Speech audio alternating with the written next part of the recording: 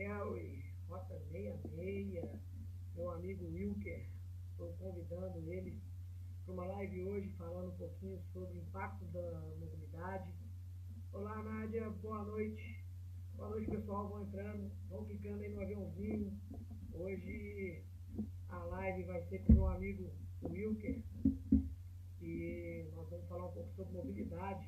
Ele fez uma pesquisa bacana sobre mobilidade e nós vamos estar falando sobre. Já está chegando aí, quem quiser ir clicando no aviãozinho. Marcos, tudo bom? Quanto tempo eu falo com você, hein? E Uberlândia, como é que está Uberlândia aí?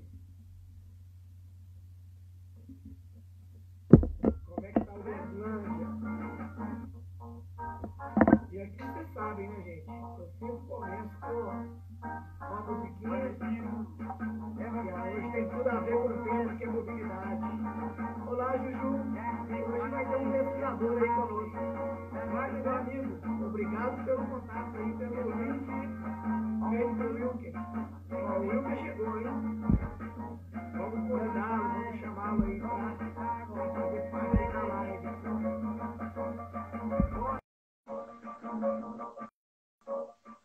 Vamos entrando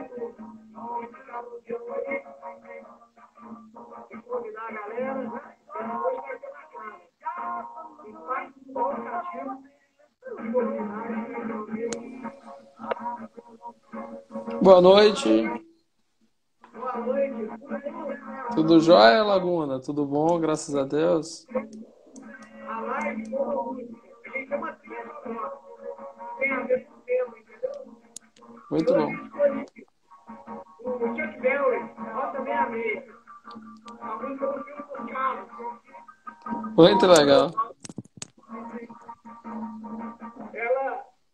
Essa música fala um pouquinho, né, na realidade, a gente ser humano, nós temos uma harmonia enorme com o automóvel, né? A gente é quase assim, né? Carro e humano é uma coisa. Então, eu falei, eu vou começar por ela, e ela tem um trechinho que a música ela fala que é sempre bom viajar de automóvel, desde que você inicie na Rota 66, que interliga os Estados Unidos inteiros, né? Então, tem a ver muito com a live de hoje. E o pessoal vai chegando, eu vou interagindo. Aqui é o seguinte, interage eu, você e o público nosso. Né? São cidadãos aí que querem te conhecer um pouquinho melhor. E eu sempre faço uma introdução, primeiro te agradecendo, né, pelo seu tempo, a sua dedicação. Como Belo Horizontino é essa pesquisa e a sua dedicação para estar aqui hoje com Laguna. Agradecer também o Wagner, que fez esse link entre a gente, né? Muito importante. E, ô Wilker, minha voz está chegando legal aí? Vocês estão me ouvindo bem? Eu estou te ouvindo bem. Ah, muito bom. Então, o pessoal falou que está um pouquinho baixo, mas enfim, vamos levar. Vamos aproximar mais do microfone aqui. Tá certo. Mas, ô Wilker, só para você entender, para a gente começar com o início aqui, a nosso bate-papo de hoje.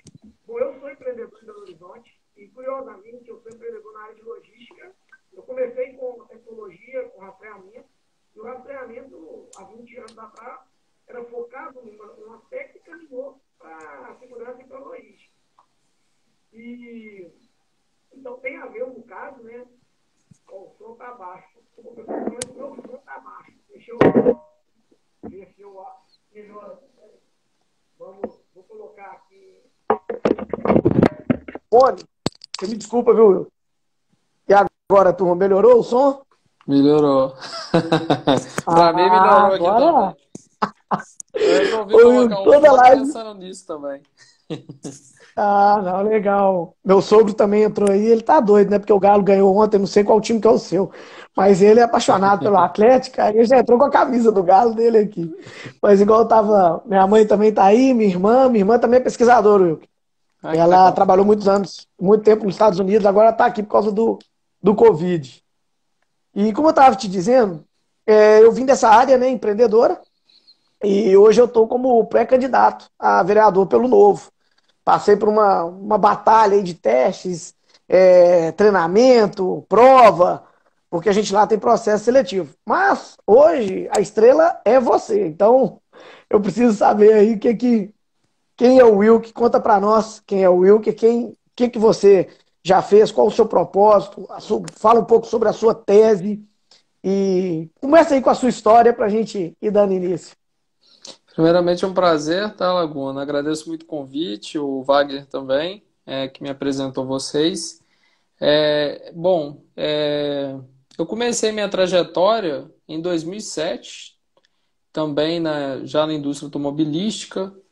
Há algum tempo eu trabalho na indústria automobilística, são 13 anos na área de logística especificamente, mais especificamente ainda na área de engenharia logística.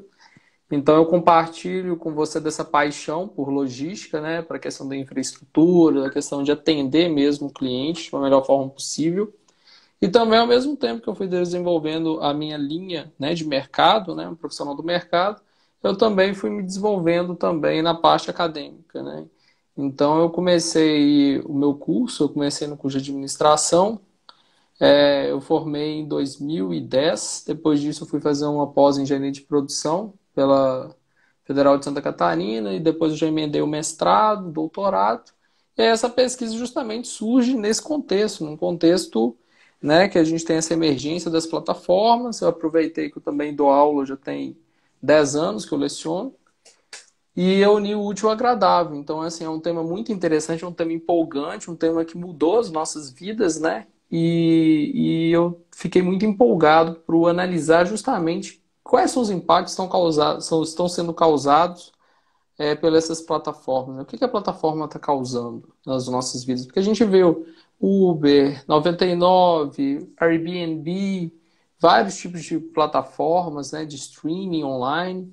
E aí eu vou analisar justamente no mercado de Belo Horizonte, né, o impacto que foi causado, ou melhor dizendo, o impacto que a Uber e as outras plataformas causaram. Essa é uma pesquisa pioneira no mundo, né? Para eu realizar ela, eu tive que pesquisar muito a respeito disso.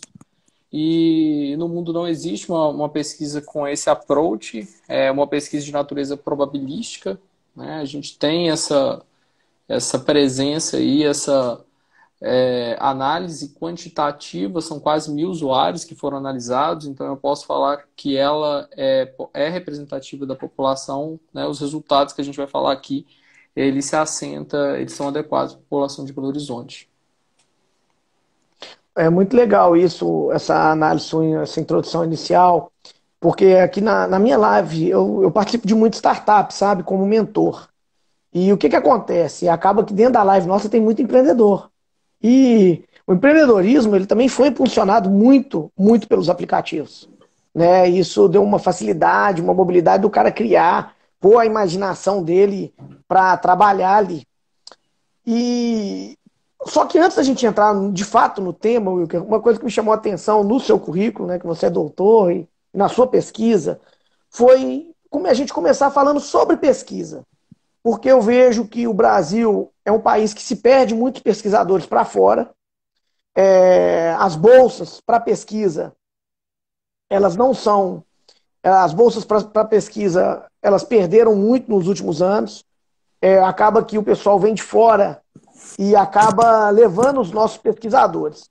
Essa pesquisa sua, esse trabalho que você fez, fala para nós as dificuldades que você encontrou para começar. Falou, poxa, vou fazer uma pesquisa sobre as apps. Qual foram as dificuldades e o sucesso que você teve dentro dessa pesquisa aí com esses 1.000 usuários que você fez? E eu vi, né, pelo todo o seu trabalho, as divulgações em jornal, na Itatiaia. Então é bem legal. Conta um pouquinho para nós essa dificuldade e esse ambiente de pesquisa em Belo Horizonte. É importante quem está aqui escutar um pouquinho sobre isso. Perfeito. Bom, primeiramente, assim, é um trabalho que, quando recorre a esse tipo de abordagem, uma abordagem quantitativa, né, probabilística, a gente tem que ter uma cautela muito grande na hora que a gente vai definir o tamanho da amostra e também na hora que a gente vai efetivamente fazer a estratificação, porque ela tem que ser de uma forma aleatória. Então, quando a gente trabalha com a estratificação na forma aleatória, eu preciso me preocupar também em coletar os dados em ponto, né, de acordo com o rigor científico. Então, assim, essa é a primeira dificuldade. tá? Que eu encontrei para a realização da pesquisa propriamente dita. É difícil encontrar os motoristas, né? A gente sabe disso, os motoristas eles ficam dispersos aí, e o custo é alto para a gente conseguir coletar essas amostras desse tipo de usuário, que a gente trabalha com duas frentes, né? Usuários motoristas e usuários consumidores. Os consumidores é mais tranquilo, porque, né, grande parte de nós já utilizou o aplicativo, mas o motorista é mais difícil. Agora, um outro elemento também importante é que um trabalho de doutorado, ele necessita de você encontrar uma lacuna teórica, né? Então, a gente precisa entrar mesmo na literatura e eu vou pegar justamente uma teoria, né? Eu recorro a teorias, autores seminais como Schumpeter, Kondratiev e inclusive autores relativamente mais recentes, né, da década de 90, no caso de Christensen, para formular, com base na teoria da inovação disruptiva, essa proposição teórica, né, que eu vou testar na minha tese de doutorado. Não, legal, bom, bom demais. E, inclusive, justamente, né? Como você falou, houve uma ruptura, né? Foi realmente. Se você não estuda, se você não lê os autores, quem já falou para você começar a elaborar ali uma tese, um plano em cima, é muito complexo, é muito complicado. O Cleider já chegou aí, ó, boa noite, Cleider. Gente, se vocês quiserem, mandem mensagem, estamos aqui à disposição com o Wilker, falando um pouquinho sobre mobilidade. De fato, eu vejo que realmente o trabalho de pesquisa ele é um trabalho árduo, mas ele é um trabalho que embasa a gente. Então, quando a gente vai conversar assim, principalmente eu vejo em diversas vezes o pessoal conversando com um achismo. E quando a gente tem pesquisa na mão, a gente tem dado, fato, a história é outra, né? Muda completamente o cenário. Inclusive, se a gente analisar hoje, né, o Covid, a busca por uma resposta em cima de pesquisa, porque por que até então a gente fica nesse dilema, né, nesse embate? Porque ainda não se deu tempo de fazer uma pesquisa comprovatória, né, sobre o Covid. Então, eu vejo bem legal. E aí, em cima disso, a gente viu a mudança na mobilidade, né? O usuário ele passa a se locomover diferente na cidade. E como que essa chegada da app, qual setor financeiramente ganhou e qual setor perdeu? Bom, beleza. Nós mudamos a nossa maneira de locomover, inclusive, uma das reportagens eu vi a senhora falando que ela estava até ficando meio gordinha, porque ela não, só pegava Uber. Ela falou, eu parei de andar, para ir na padaria eu vou de Uber e tal.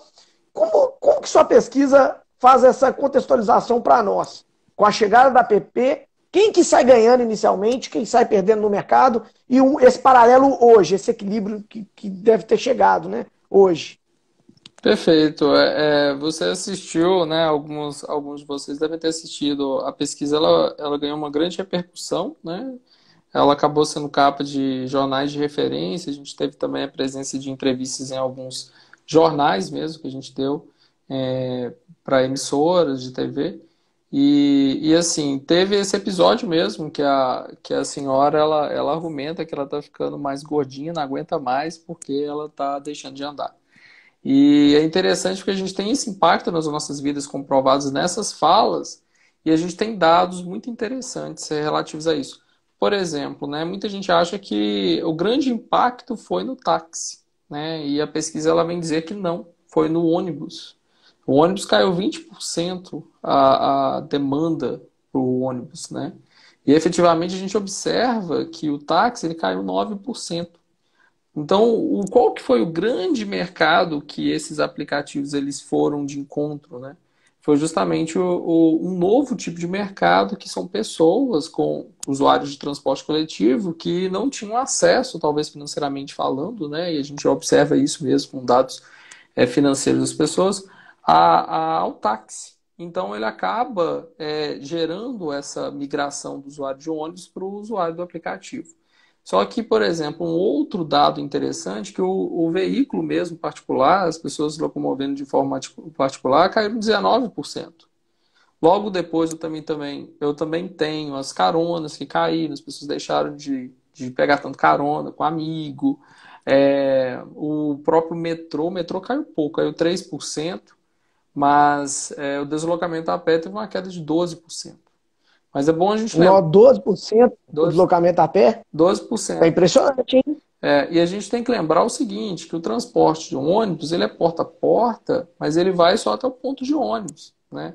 Então, por exemplo, a pessoa ainda tem que se locomover, caminhar até o ponto de ônibus. Às vezes é longe, às vezes é tarde da noite. Então, tem a questão do fator de segurança. Então, os usuários, eles argumentam isso, que o aplicativo, ele dá mais flexibilidade e conforto com o custo reduzido. É a grande inovação que esses aplicativos trouxeram. Eles vincularam comodidade e conforto, que era um atributo presente principalmente no táxi, com um custo inferior. E aí, ao conseguir combinar esses dois, eles criam um novo tipo de inovação disruptiva. Will, que a primeira vez que eu usei um aplicativo foi uma situação muito interessante. Foi em 2012, se eu não me engano, ou 13. Foi um casamento da minha prima no Rio de Janeiro. Nós fomos para a festa, eu estava na Barra, acho que eu estava no hotel na Barra, e foi em Jacarepaguá a festa. Sei que era longe, nós fomos de táxi na ida, e na volta tinha um aplicativo que a minha prima lá no Rio já estava usando. Falou assim, não, baixa aí que você chama o táxi. E aí, apertei lá, chamei, eu falei, já eram umas 4 da manhã, falei, eu acho que aqui no Rio de Janeiro não vai aparecer não. Em um minuto apareceu. Eu achei fantástico, falei, nó. Falei, se isso pegava de você conseguir pagar o táxi e tudo, porque não tinha Uber ainda, eu não tinha a magnitude do Uber, né? E do que ele veio, inclusive, essa semana o Uber conseguiu legalizar no Brasil a entrega por drone. Então eu acredito que vai ser a primeira empresa a fazer entrega por drone no Brasil. Entrega de mercadoria. E aí, na hora que eu vi aquilo, eu falei, gente do céu, isso vai revolucionar. E como eu vim da área de logística, você repara que em 2004 ou 2005, eu dei uma palestra no CDL sobre logística. Mas, qual era o meu trabalho com a logística até então, né? A gente pegava o rastreador, eu moldava ali as entregas das cargas, as melhores rotas, fazia uma roteirização, a gente interligava já os pontos, isso desde 2004 ou 2005. A gente já fazia essa roteirização, esse trabalho com carga. A minha empresa virtual, a gente nunca trabalhou muito com transporte de passageiro. E aí e quando eu dei 2 palestras importantes. Uma foi na faculdade do CDL e uma foi na PUC, em 2004. A da PUC foi interessante porque um do pessoal que estava na plateia, eles falaram assim, alô Laguna, isso é loucura. Você está falando aí que todos os táxis vão ser rastreados. E aí o pessoal riu, né? Meu bem que riu, falou, isso aí é mais louco. E aí a gente veio ver o Uber, que ele não só rastreia, né? Você chama, faz o pagamento, se locomove e rastreia. Então é fantástico a ideia, a concepção do Uber. E ele traz uma oportunidade infinita de trabalho, de empreendedorismo. E entrando nessa parte empreendedora, o cenário brasileiro 2014 e 2015 foi um cenário assim, economicamente devastador. Né? Nós saímos de uma Copa do Mundo que houve muito gasto e a população acabou ficando desempregada pós essa Copa do Mundo devido a esses gastos. E eu vi, pelo menos foi um sentimento meu, tá, Will? Se eu estiver errado, você me corrige, que o especialista aqui é você. Eu só estou aqui com o sentimento do negócio. Eu vi que as apps, inclusive principalmente as de mobilidade, elas evitaram um colapso econômico no Brasil, porque o cara perdeu ali o emprego dele e ele correu para a app. E eu te pergunto o seguinte, isso realmente, de fato, aconteceu? E o segundo ponto, a gente pode considerar isso um pleno emprego? Porque o conceito de pleno emprego é o cara perder o emprego, ele tem um outro ali na porta para poder levar o pão dele de cada dia ali na mesa dele. Como é que você analisa isso para nós, esses 2 fatores? Essa turma que vai pro app para salvar ali, ter renda extra, não ter, ou ser um profissional mesmo, né, competir ali com o táxi. Como é que você analisa isso aí para nós? Perfeito. Essa foi uma das aspirações da pesquisa, foi justamente medir. Será que o aplicativo ele promoveu algum tipo de alteração nas condições de empregabilidade? E aí a gente criou um indicador específico para isso, que é um indicador de mudança nas condições de empregabilidade. Esse indicador provou que 13%, tá, da rede social dos usuários foram impactados positivamente, ou seja, através do aplicativo eles tiveram um emprego, ou seja, eles foram empregados na economia através disso. É importante a gente frisar isso porque quando a gente fala deste percentual de 13%, a gente pega também indivíduos que estavam de 18%, tinham de 18 anos a 22 anos. Ou seja, eles tiveram nos aplicativos, né, Uber, 99, o primeiro emprego. né? E você coloca muito bem essa questão da crise, porque nas nossas redes sociais, o legal é isso, né? Quando a gente fala assim que a gente conhece uma rede social, igual, por exemplo, né, um aplicativo Uber, você vai ter conhecidos que quando perdeu o emprego foi para o aplicativo, né, ganhar o seu sustento. Então a gente conhece várias pessoas e o indicador ainda prova isso. Então, sim, através do aplicativo eu vejo também desta forma e os dados apontam para isso, tá? Que a gente teve aí uma presença econômica dessas pessoas, elas movimentaram a economia desta forma. E um outro lado muito interessante que a gente acaba tendo essa pessoa empregada na economia e do outro lado o usuário gastando menos para se locomover, né? Porque a gente observa que o usuário também ele pratica, né? Ele adere às modalidades compartilhadas, do tipo Uber juntos, né? Ou até mesmo eles rachavam, né, a corrida entre eles. Ah, vão rachar o Uber, né? E acaba ficando mais barato que o transporte coletivo. Então isso instiga bastante, né, por um lado, né, dos prestadores de serviços a se tornarem mais competitivos, no caso do ônibus, né, precisa baixar o preço, precisa melhorar a qualidade, melhorar os pontos de acesso. Do outro lado, a gente tem a presença da pessoa mesmo, tendo a oportunidade de ganhar seu sustento, até ganhar dinheiro, de fato, né? Dependendo do número de viagens. No caso, acima de 16, a pesquisa provou que era rentável usar o aplicativo. E a gente, inclusive, tem impactos também em locadoras, né, que acabaram fornecendo os... A gente vai chegar na parte do empreendedorismo, eu vou deixar para falar dessa questão das locadoras, mas, assim, a gente teve um impacto geral na renda, né, de diversos elos. É lógico, perdedor de um lado, né, a gente tem também ganhadores do É, outro. faz parte. O Wagner está perguntando aqui, qual o nível de escolaridade dos motoristas de aplicativo? Na sua pesquisa, vocês chegaram a ter assim, uma média? Qual é o nível de escolaridade? Sim, a gente observa, tá, que a grande maioria ela tem segundo grau, só que a gente ainda tem vários, né, vários níveis de escolaridade abrangendo, por exemplo, nível técnico, a gente tem a presença de cerca de 40% dos motoristas nível técnico. Nível superior, a gente teve cerca de 20% dos motoristas que tinham nível superior.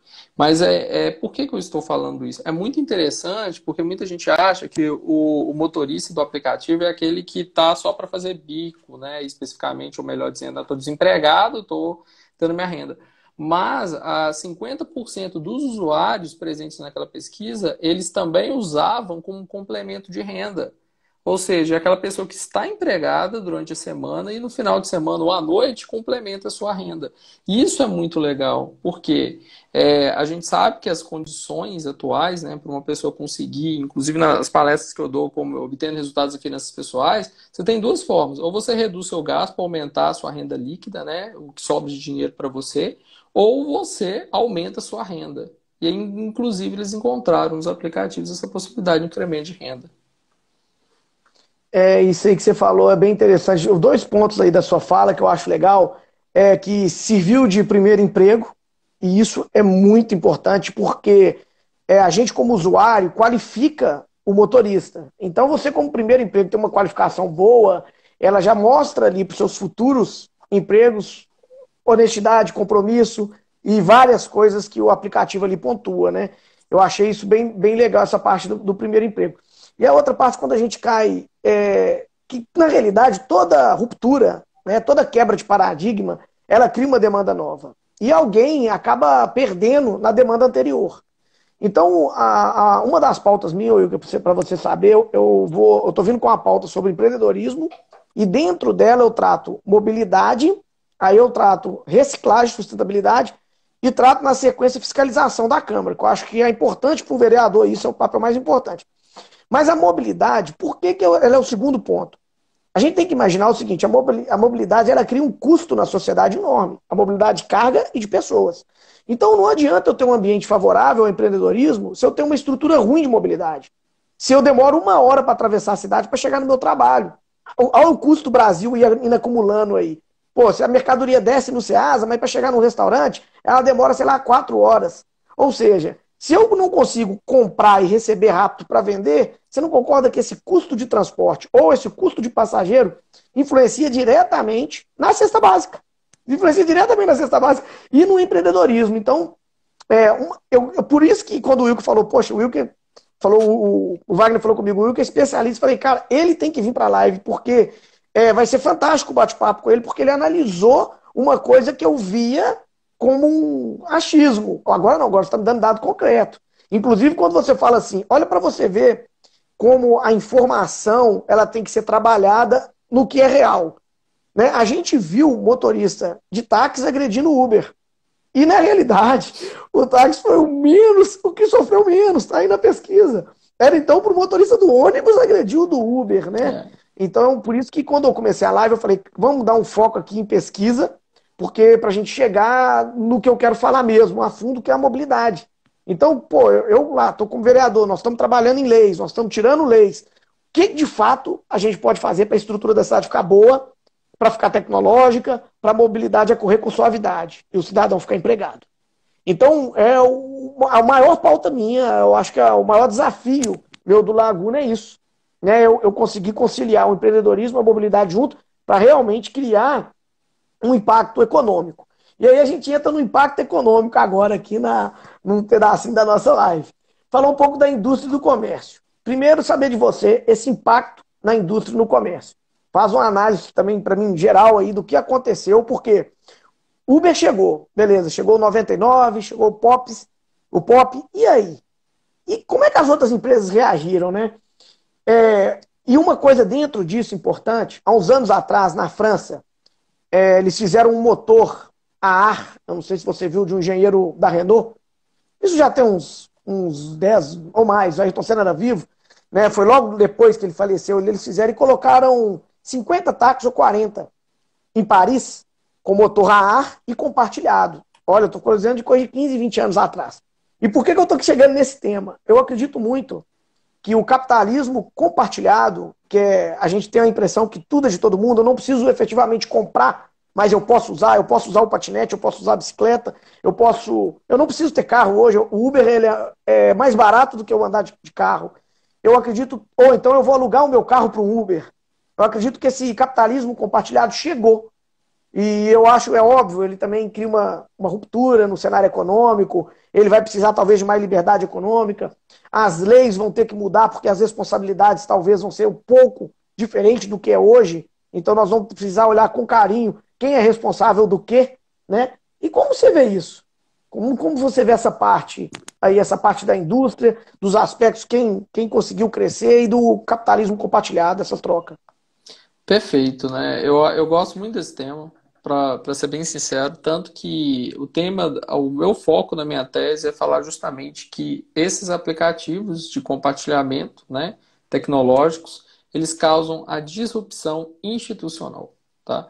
Disrupção institucional conhecida assim é aquela mesmo que altera crenças, formas de pensar, agir e também promove rupturas e a necessidade de fazer alterações em políticas públicas.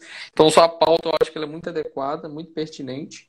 E quando a gente fala aí de economia compartilhada, capitalismo compartilhado, a gente tem essa ascensão fundamental, né, que a partir da década de 90 ela começou a se falar cada vez mais, as pessoas compartilham há muito mais tempo, né, desde os primórdios, né, a gente compartilha uma ferramenta ou outra, porém esse termo ele ganhou muito destaque e ele ganhou muita velocidade a partir de 2008, quando a gente teve a crise, e cada vez mais porque as pessoas precisam, obviamente, reduzir os seus gastos, e a gente tem aí nesse ambiente de crise muito apropriado, ainda mais essa questão do compartilhamento.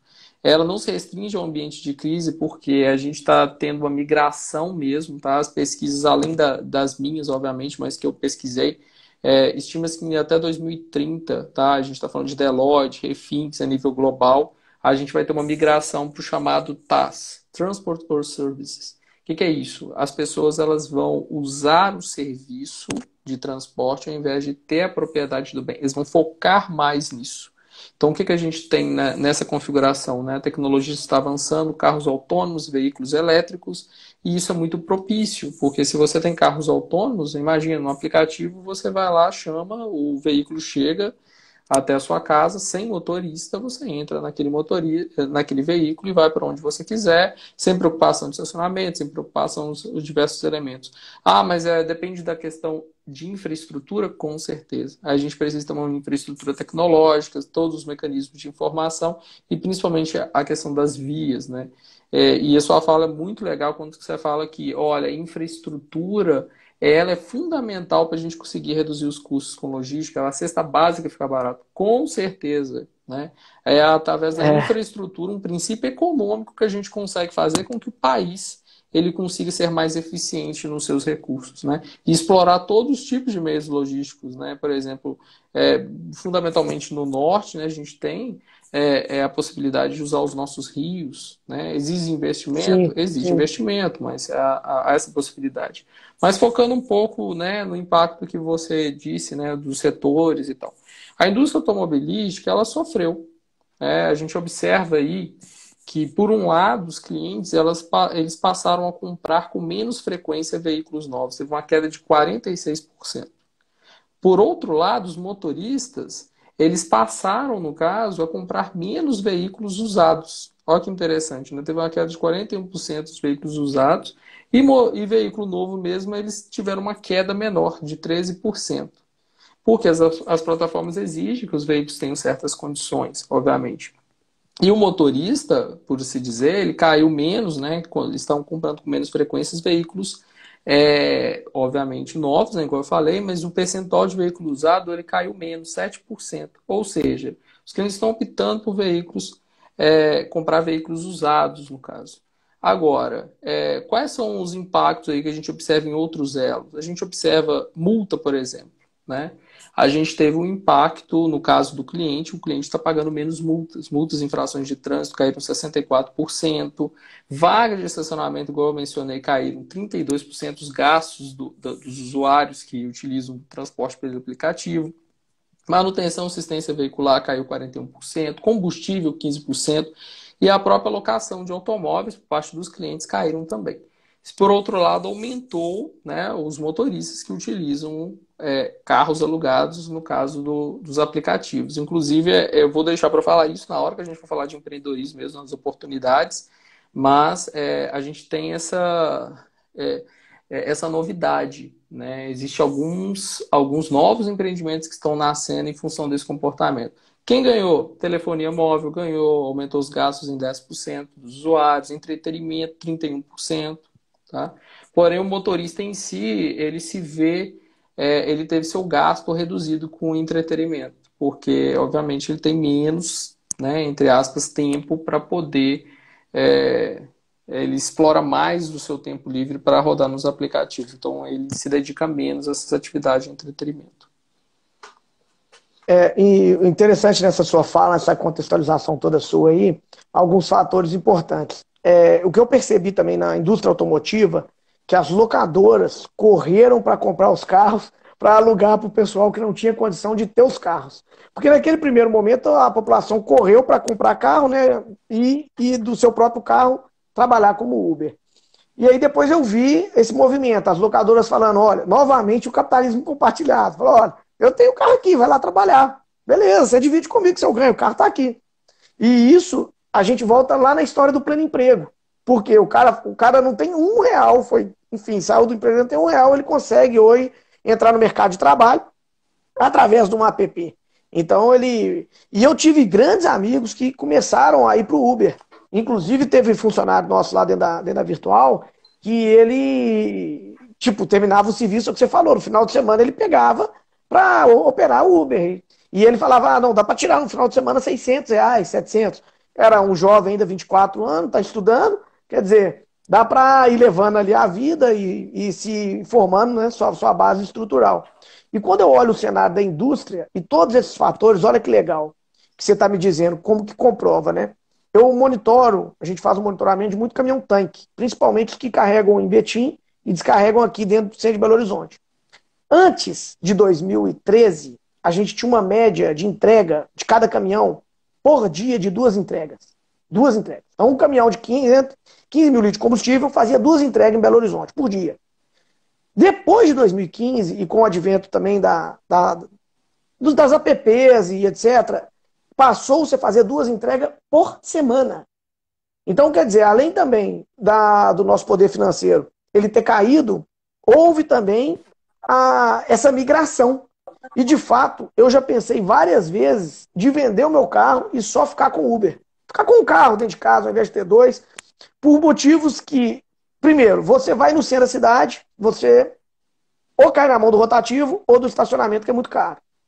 Segundo, você tem que dirigir. Aí você corre o risco de bater o seu carro, tomar uma multa. Para não bater, você vai ficar pendurado numa seguradora.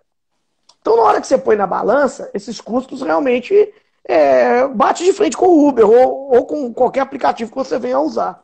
E um outro fator aí também que você chegou a relatar, que faz parte dessa economia, que eu vi, né, isso acontecendo, é a rapidez do transporte. Por quê? Eu não ando mais para ir ao ponto de ônibus. Eu não ando mais para ir ao ponto de táxi. Eu chamo e ele vem aqui. E o que eu ganho com isso? A economia. O que ele ganha? A economia de gasolina, porque a minha entrega é de ponta a ponta, na melhor roteirização, baseada no Waze, baseada no Google Maps. Cara, isso é fantástico, porque isso faz reduzir o custo do combustível, reduzir a quantidade de combustível comprada. E quando eu olhava esses caminhões que começaram a fazer pouca entrega, eu falava, gente, será que o mercado está tão ruim assim? Então, um outro aspecto legal é que você traz agora. Você fala, olha, não, o pessoal que está na app começou a ter muito usuário de aplicativo, com isso reduziu os carros na rua. Né? E é interessante. E um outro aspecto interessante, a gente teve um relatório do Detran, ano passado, o número de carteira que reduziu. Então, por exemplo, eu tenho 39 anos, já estou chegando nos 40. E qual que era o sonho assim, nosso com 15 anos? Vamos tirar a carteira, ter um carro e dirigir. E a gente vê os meninos hoje, ele não quer mais ter um carro, carteira, isso não é prioridade na vida dele. Né? Eu acho que é muito mais a prioridade iniciar um trabalho, uma jornada empreendedora, ter aquela satisfação pessoal de viajar, né, do que ter um carro para passear. Eu não vejo isso mais nos jovens, esse interesse que a gente tinha quando era jovem. Pelo menos eu e a quantidade de amigos meu enorme, a gente tinha esse interesse. Entrando na parte agora, a gente falou um pouquinho, mas... Só para eu acrescentar um ponto bastante interessante em sua fala, o seu sentimento é comprovado, tá? Tem pesquisas que falam que daqui, o seu filho, se você tiver um filho hoje, quem tiver um filho hoje, ele não vai ter carteira de motorista no futuro. Ele não vai precisar. Justamente porque você vai ter justamente esse transporte autônomo, né, e presente. E um outro ponto interessante para a gente adicionar na sua fala também é que, além dessa vantagem da pessoa não deslocar através do ponto, ela, quando deixa de ser motorista, ela pode ler durante aquela viagem, né? Ela pode fazer outras atividades e explorar melhor o seu tempo. Num congestionamento de 1 hora no trânsito, né, você fica lá, né, anda um pouquinho, para, anda um pouquinho, para. Se você tivesse dentro de um aplicativo, obviamente, né, de um carro, etc., você poderia estar lendo ou fazendo algumas atividades, né, criativas mesmo. O Cristiano, que entrou aqui na live, o Cristiano Paoli, ele é sócio meu numa startup de abastecimento de carro elétrico. Mas o objetivo nosso não é os abastecedores, não é abastecer, é interligar os eletropostos. De tal forma, eu forneço uma API que os desenvolvedores vão nela e fazem a consulta de quanto consumiu ali cada carro. Então, eu deixo para o desenvolvedor fazer a parte logística e eu forneço uma estrutura de olha, aquele carro ali abasteceu, deu tanto. E quando vier, de fato, os carros elétricos, com toda essa tecnologia interligada e o carro autônomo, você realmente não precisa de carteira mais. Você não precisa de carteira mais. Vai ser tudo muito automatizado. E quando a gente fala isso, o pessoal fala, isso é meio filme do 007. Não é, Will, isso é tecnologia que já tem. A gente que mexe com tecnologia, a gente fala, cara, isso tá aqui, tá no nosso dia a dia. Isso não é 007. É só ir numa mineração pra gente ver as inovações de transporte que a gente tem na inovação. Não tem motorista, né? Muitas minerações já estão trabalhando assim. Eu opero com a Vale, opero também com... aí já é a usina com a Gerdau e a ArcelorMittal. A ArcelorMittal, toda a logística, ela é automatizada. Toda. A gente recolhe sucata aqui em Belo Horizonte, vai para um entreposto, onde carrega as carretas e leva para o Alto Forno de Juiz de Fora. Mas todas as coletas, coleta, entrega, é tudo automatizado. Então eu sei, por exemplo, que aonde eu vou coletar, se já tem a capacidade do caminhão, então o caminhão não vai lá e volta vazio. Isso não. É desperdício zero. O caminhão vai lá, pega, certo? Dali ele já, pelo celular, já assina que pegou, já vai para a balança da Celoc, passa pela balança e na sequência vai para a carreta. E uma coisa, um projeto que eu coloquei na LOA do Estado de Minas Gerais, né, na PPAG, eu mandei um projeto para lá muito legal, que é como é que funciona as nossas rodovias. Só quero compartilhar esse pedacinho aqui, porque eu acho importante. As nossas rodovias, o caminhão ele tem que passar numa balança. Só que não tem balança para medir. E acaba que o asfalto vai deteriorando porque o cara anda acima da carga. Aí qual foi a minha ideia? Como a Vale tem balança, os Minas tem, Gerdau tem, todo mundo tem. E esse caminhão de minério, esse caminhão mais pesado, ele normalmente parte de um lugar que tem balança, era fazer uma PPP em cima das balanças, público privado. Ou seja, aquele registro que saiu ali pelo Inmetro, ele já é uma comprovação na barreira rodoviária do peso do caminhão. Então eu não precisava da burocracia de parar. Eu mandei isso no governo Pimentel. Eu participei de um PPAG lá e eu coloquei esse projeto. Falei, pô, vamos dedicar um dinheiro para isso aqui, porque é uma burocracia a menos nas rodovias nossas, né? Então é interessante, porque isso faz parte desse papo nosso. E analisando, a gente começando a entrar agora nessa pauta mais empreendedora, custo, qualidade e tempo, né? Fato. Toda empresa ela pensa custo, qualidade e tempo, né? Quanto tempo que eu produzo com a maior qualidade e o menor custo. E devido a essa grande quantidade, né, de veículos de apps, eu percebi numa viagem que eu fiz com o meu pai, teve que ir no hospital, e nós fomos de Uber, e na volta ele virou para mim e falou assim, eu não quero voltar de Uber não, os carros estão ruins, eu quero voltar de táxi. E nós voltamos de táxi. Ele falou, táxi vai dar R$3 a mais, 4, eu vou voltar de táxi. Porque os carros do táxi, devido à regulamentação, eles são melhores do que o do Uber.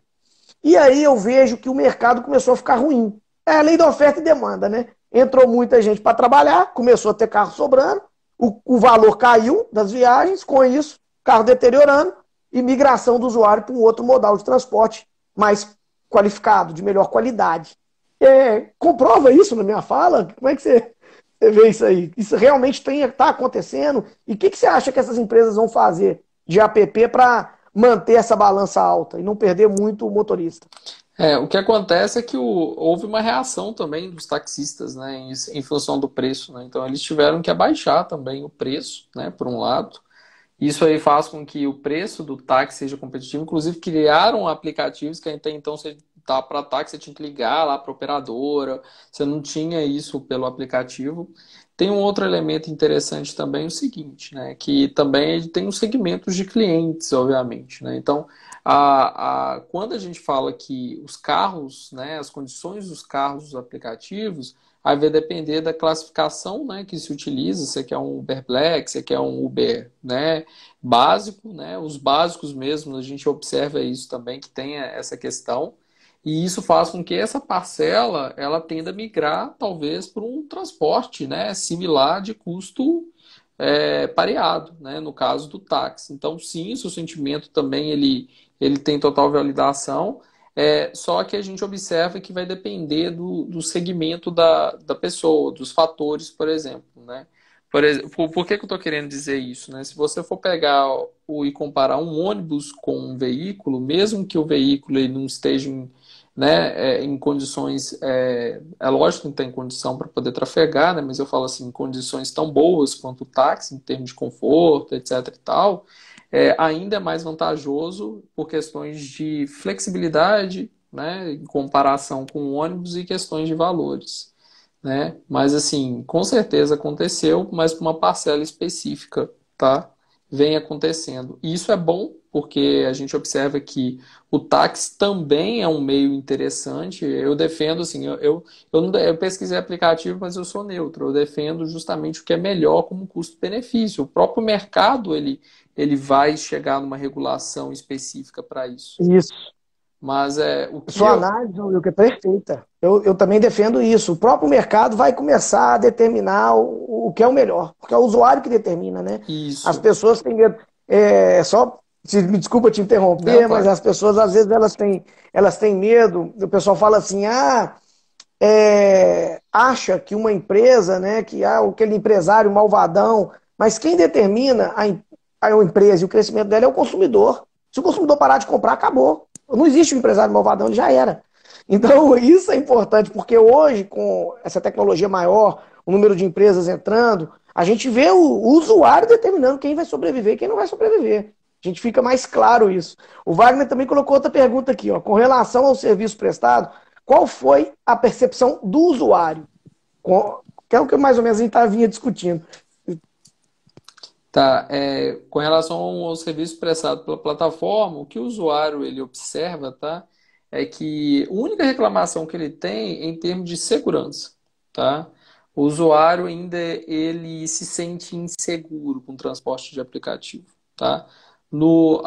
Todas as outras variáveis que a gente fala, comodidade, flexibilidade, custo baixo, essa combinação faz com que as plataformas sejam disruptivas. Mais uma vez, na teoria de inovação disruptiva, você tem duas classificações, é de novo mercado e é de baixo mercado. Quando é de baixo mercado, o que é? Uma inovação nova com custo inferior, mas ela vai focar em mercado já existente, pessoas, público já existente. Uma inovação disruptiva que cria um novo mercado, ela atrai uma parcela de consumidores que antes não estavam naquele mercado. Então, é muito interessante esse aspecto, porque a combinação desses atributos fez com que essa inovação não ficasse disruptiva. Porém, atributos tradicionais, como a segurança propriamente dita, acaba se reduzindo. É o que a gente também vê a movimentação das plataformas, do tipo, a gente já vê até a 99 Pop instalando câmeras, né, ou uma proposta de instalar câmeras nos carros, né, para poder dar uma sensação de segurança maior. A gente vai entrar nesse pedacinho da segurança, mas você falou um negócio aí muito interessante. Quando eu dou algumas palestras para as startups, a gente fala de dor de mercado. Eu falo, você quer ganhar R$1 milhão, solucione 1 milhão de problemas. E quando você cria essa ruptura para um mercado que ele não existe, o cara que está chegando ali naquele mercado que não existe é um oceano azul. Mas também tem uns tubarão ali, porque ele não sabe o que vai acontecer. Mas ele está azul, pelo menos o oceano é dele. Né? Ele não tem a concorrência, ele não briga por preço. Né? Porque o mercado com muita concorrência, a gente briga por preço. E ali não, ali ele está atendendo com um serviço com um valor maior de ganho e etc. Mas essa ruptura, ela também cria bordas de mercado aonde vai surgindo, pessoal. Então, a gente vai falar disso até aqui nessa pauta. Eu queria deixar isso claro, porque quando você fala assim, não, tem duas rupturas. Nós temos uma ruptura que ela é menorzinha e uma ruptura macro, né? Por exemplo, a invenção da luz elétrica, a invenção do avião, né? Enfim, agora com o 5G, mas acima do 5G, o pessoal da Tesla com os satélites de baixa órbita que vai tentar prover internet em largas escalas, né? Para o mundo inteiro. Então, eles fizeram um lançamento semana passada, 64 satélites, trabalhando tudo um pertinho do outro e mandando informação. Vai ficar talvez tão bom quanto a fibra ótica. Então vai ser uma outra ruptura no mundo, porque quando a gente olha isso, a gente fala, nossa, quanto de serviço vai dar para trabalhar em cima? Quem serão os provedores locais dessa solução? E será que realmente nós vamos conseguir colocar o homem na Lua ou em Marte e vamos precisar dessa rede? Quem serão as empresas que vão fazer esse link? Então isso está nascendo alguém hoje que vai trabalhar com isso que a gente nem imaginava, né? Isso é o mais legal do empreendedorismo. E para a gente entrar nessa parte de segurança e já ir para o final da live, que já tem quase uma hora que nós estamos aqui, a pergunta que eu queria te fazer, e tá legal, é um tema que eu gosto muito, sobre a segurança. Você citou aí, a insegurança existe em 2 pontos para mim. Eu acho 3. Primeiro, o usuário, ele se sente inseguro, talvez ele se sinta melhor com o táxi, porque o táxi ele é registrado, etc. Mas já aconteceu da gente pegar um táxi e o cara falar que estava atrasado para uma outra corrida e deixar a gente no meio do caminho. Então, enfim, não sei o que vai determinar essa segurança. A segurança do motorista, porque eu sou contra o aplicativo usar dinheiro. Eu acho que eles deviam ter ficado em cima de criptomoeda, de dinheiro de plástico, que é cartão de crédito. O dinheiro já pago pro cara. Óbvio, com uma liquidez grande. O cara também não pode esperar 15 dias para receber. Ele tem que rapidamente receber dinheiro. Porque na hora que colocou o dinheiro, começou o número de assalto. E eu trabalho com rastreamento há 20 anos, eu mexo com todo dia. A gente tem problema de roubo, temos problema de sequestro, etc.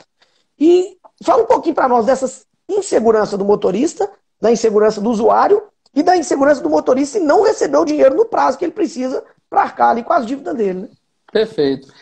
Bom, o motorista ele tem essa insegurança física, né, dele sofrer um ataque, de alguém roubar, né, ser assaltado, e tem a insegurança psicológica, né? Dentro dessa aí entra essa que você está falando, dele não receber, ele cobra-se uma taxa dele, né? E você citou muito bem. porém a gente também tem aquela insegurança de vir uma regulamentação, de uma taxação que justamente vai afetar os seus ganhos. Então, o motorista ele fica estressado em detrimento desses pontos aí.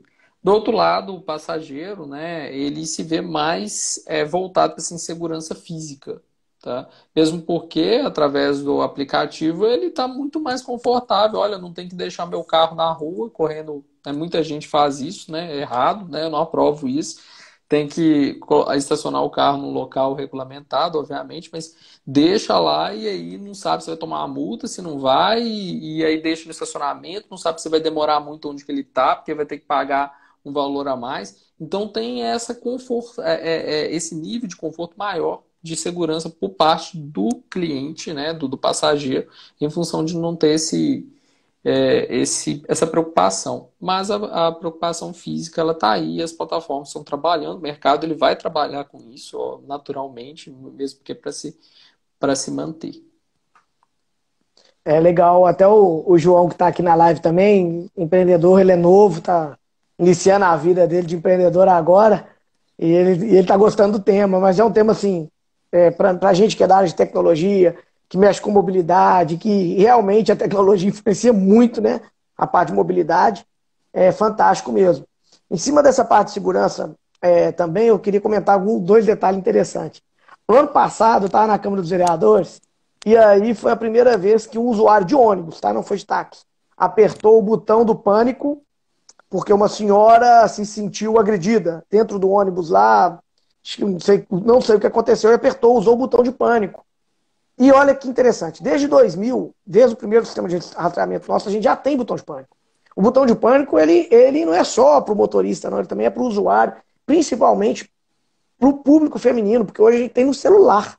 Então hoje, se você estiver sendo monitorado ali com o sistema nosso, ela pode no celular abrir e gerar um pânico, que ele chega para nós.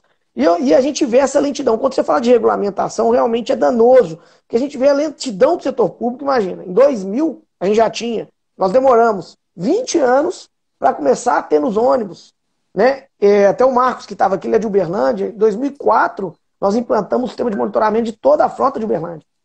Toda. E aí, sabe o que a prefeitura falou para nós? Porque o objetivo maior lá era existir um fiscal anotando ponto de início e ponto de fim de rota, para saber se cumpriu o horário. Com o rastreamento, isso acabou. Você imagina que online a prefeitura já tinha. Então o objetivo maior era reduzir esse custo para dentro da prefeitura. Aí reduziu o custo. Aí o sindicato foi lá e brigou, o prefeito voltou atrás. Não devia ter voltado, porque as coisas vão andando, a tecnologia ela vai andar. Aqueles caras que estavam perdendo aquele emprego ali, eles têm que se qualificar, aprender e entrar nesse novo mercado que está vindo, nessa ruptura que aconteceu. O que essa ruptura vai trazer para nós de bom? Né? O que você disse assim, poxa, tem uma macro ruptura aqui, tá todo mundo vendo. Você vê que em cima do Uber já veio o Uber de ônibus, já veio o Waze entregando carona, já veio o patinete, já veio a bicicleta, veio outras situações ali que deu para trabalhar. E isso é legal. O Lucas está até falando aqui também, ó, parabéns pelo tema e pela conversa. E para a gente começar agora essa parte, tá na parte final mesmo, é uma pena, viu, Wilk? Tinha duas perguntas boas aqui, mas se der para você responder rapidinho, como você está vendo as apps transformando para atender o consumidor e atender os motoristas? Como você vê que elas estão evoluindo na plataforma? O interessante é isso, né? A app não é só para transporte, o app a gente vê de streaming, a gente vê que Airbnb é um exemplo disso, né? Então o consumidor acaba ela tendo um leque de acesso a serviços que até então eram exclusivos de uma população de uma renda superior, né? Então a gente vê essa ascensão dessa oportunidade de consumo com um preço menor, né? Então, assim, desta forma, essa conexão, porque a plataforma ela intermedia relacionamentos entre prestadores de serviços, né, de um lado e usuários, e aí você reduz os custos de transação.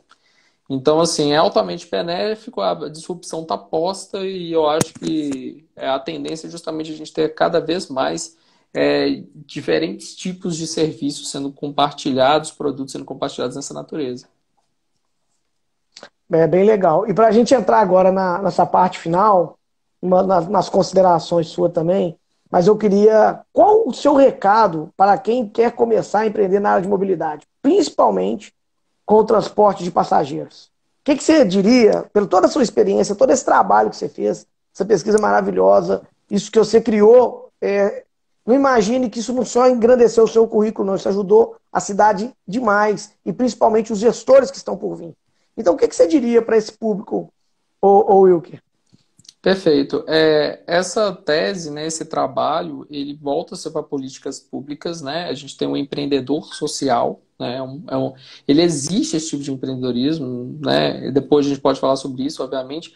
Mas assim, para quem está começando, pessoal, a inovação disruptiva, ela é muito legal porque a gente tem essa oportunidade já, que é justamente de uma pequena pessoa, um primeiro empreendedor, às margens do mercado, igual, por exemplo, essas inovações, elas não surgiram direto confrontando com táxi, confrontando com os grandes players. Ele surgiu no mercado de carros pretos. Tá? O Uber surgiu assim, carros pretos e limousines. E depois que ele migrou, na hora que ele pegou justamente qualidade, desempenho melhorou, ele migrou para o mercado mainstream e a gente viu aí vários elos, né, sendo impactados. Então, encontrar essas oportunidades hoje ela é muito importante. Então, o empreendedor tem que estar atento justamente a esses movimentos. Eu citei, né, a questão dos Transport or Services, as pesquisas elas dizem isso, então a leitura é muito importante sobre isso. E, por exemplo, né, vocês devem conhecer pessoas que alugam carros para motorista de Uber. Não só grandes players alugam carros agora, né? Estão concorrendo com grandes players, o pequeno empreendedor que compra carro seminovo, seja ele em leilão em algum lugar ou novo, e aluga. Então, assim, esse é um tipo de empreendedorismo? É um empreendedorismo que veio fruto de uma plataforma. No caso, a plataforma de transporte. Da mesma forma, a gente tem plataformas de compartilhamento de outros tipos de serviços e que aí vocês, obviamente, todos nós temos a oportunidade de empreender nessa área. Não, bem legal, Wilker. Agradecer aqui, ó. O Fabrício também falou que a live está muito boa. O Américo também está falando que a live está excelente. O João também falou e ainda cobrou aqui, ó. Vamos pôr o projeto em prática. Com ele lá nós estamos desenvolvendo um sistema de alimentação para o motor baseado em hidrogênio. O projeto está longe ainda não tem uma eficiência legal. Não por causa do hidrogênio, mas por causa do sistema que é complexo, né? A gente tem que trabalhar com o hidrogênio pressurizado do jeito que ele é formado só no gás, igual o pessoal joga, não dá rendimento para motor. Eu também formei em mecânica, tá? Por isso que eu tô te falando um pedacinho aqui dessa parte. Mas ele é novo, ele ainda vai pegar, ainda tá começando, então, para ele, com certeza, ele consegue chegar no objetivo final. E aí eu só tô dando aquele empurrão, falando, ó, vai lá e faz, cara, né? Ajudando. Mas eu quero te agradecer, chegamos no final aqui, falta 1 minuto, e muito obrigado pela presença hoje. Obrigado a todo mundo que compartilhou com a gente, que esteve aí com a gente. Tá? E foi um prazer, Will, falar com você. Mais uma vez, te agradeço aí. Igualmente, prazer é todo meu, tá? Muito bom conhecer você, muito bom ter esse bate-papo aqui. Pena que o tempo é muito curtinho, né? Mas nós teremos outras oportunidades de falar mais, com certeza. O Wagner tá falando assim, que aula, realmente. Foi uma aula. Quando a gente fala com o pesquisador, Wagner, é outra história. A gente sai do achismo para a realidade. E aí a imaginação flui em cima de dado verdadeiro. E dado verdadeiro, cara, é igual matemática, 1 mais 1 é 2, sempre. Eu que agradeço, a gente aprende junto. Toda conversa a gente aprende. Joia, beleza. Obrigadão, Wilker. Até mais. Obrigado. E depois essa live vai ficar salva no YouTube. Tá joia? Excelente. Muito obrigado, viu? Então, beleza. Um abraço. Tchau. Até. Abraço. Tchau.